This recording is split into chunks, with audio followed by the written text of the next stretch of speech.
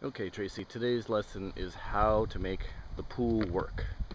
And I'm going to go through all the systems, starting with the lights. So the light switches here control the black lights on the porch, upper and lower level. Then we want to look at the fuse box for those lights. Those lights are controlled by the fuse box here in the pool house.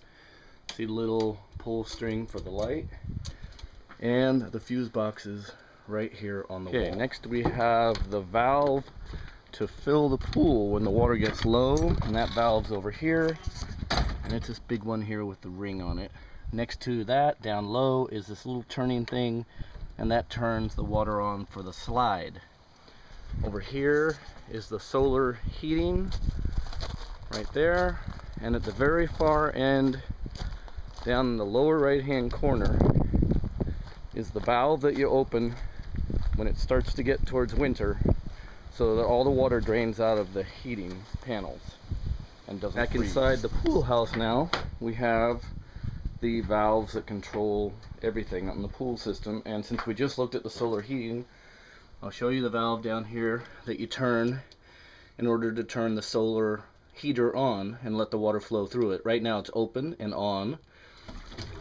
Now it's off. Okay, so when the winter comes, turn it off. Continuing along on our plumbing side, we have the two main valves for the whole pool.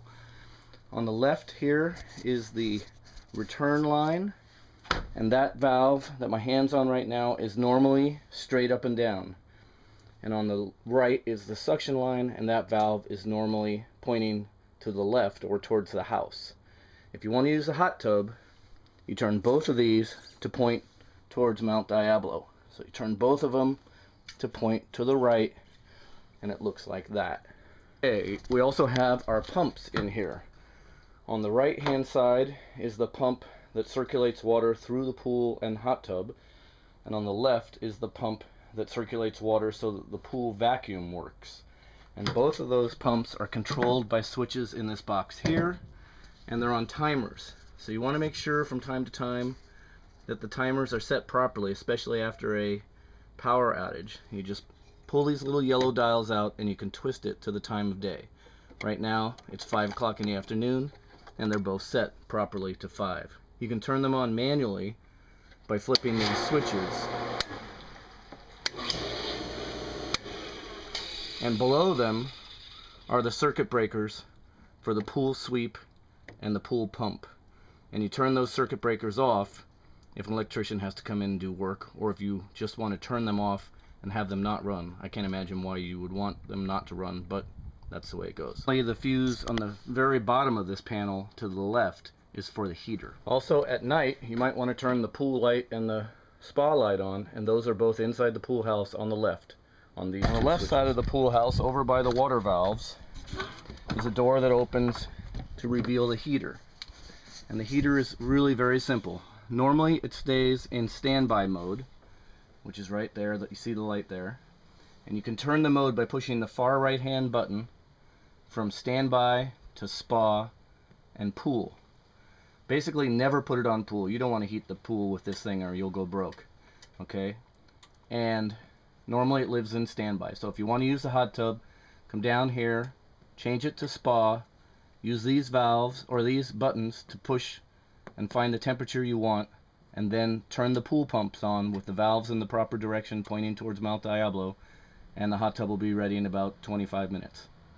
Also, it's good to know that the primary gas valve for the heater is right there, just to the left of the pool heater itself. Okay, I'm going to put it back in standby. You can see it turned itself on. It's going to go right off now. I recommend it on a bi-weekly basis. You just take a sample of the water out of the pool and go down to Leslie's Pool Supply, which is right downtown in Danville, and have them check it, and they'll tell you how to adjust the chemicals in the pool. And that, just follow their instructions. It's really easy.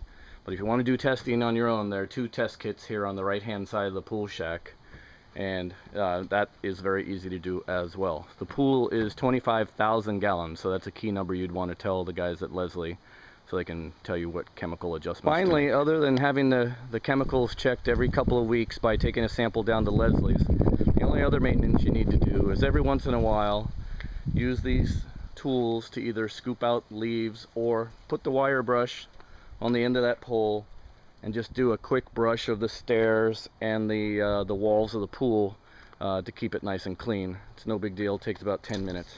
And also, every week or so, just lift this lid up and look inside. Make sure that blue basket isn't full of leaves, and if it is, just lift it up and throw it over the fence. That's it for the pool.